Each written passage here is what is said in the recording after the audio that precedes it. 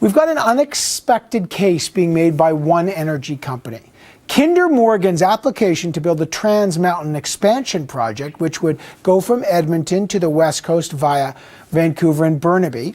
It's a very long, multi-page, hundreds and hundreds of pages, but let me show you what it says in their report. It said, quote, "Spill response and cleanup creates business and employment opportunities for affected communities and regions. And cleanup service providers, as an example, positive spill-related economic effects were documented for major spill cleanup areas following the Exxon Valdez oil spill."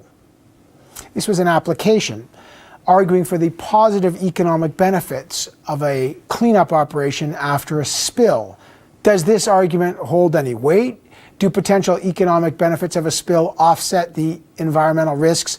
It's quite an argument to make that maybe a spill is good for jobs. In Vancouver, the executive director of the Living Ocean Society, Karen Riston, is here. I should say, though, we have asked Kinder Morgan for a response on how many jobs they think a spill could create and how beneficial it will be for the economy. We await their response.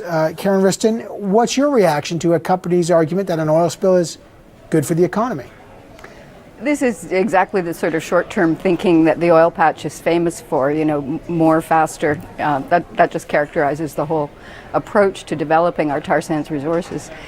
This is specious in the extreme. An oil spill will cost so many billions of dollars more than there is available to invest in those jobs that they're talking about, that the net result, even on a purely economic basis, is a dead loss.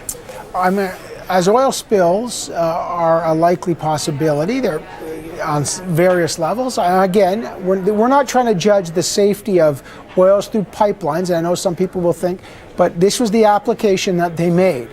The idea that oil spill preparedness, they argue here, and I'm just going to make sure I get this right, that oil spill preparedness can have a positive economic effect. Isn't that true? Scientists, economists, engineers, what do you make of that? Well, if there's a positive benefit in terms of job creation from preparing for oil spills, I'd just like to point out that it'll be the taxpayers of Canada who are paying for that, not Kinder Morgan, so they can hardly claim it as a benefit of their project. If there is an oil spill, the cost to jobs lost in the long term, if you think about the year of the spill, that's one thing. But what we've seen as a result of oil spills in the past is the resources that are impacted remain impacted for years, decades, in some cases even longer. So the losses go on and on and on after the spill.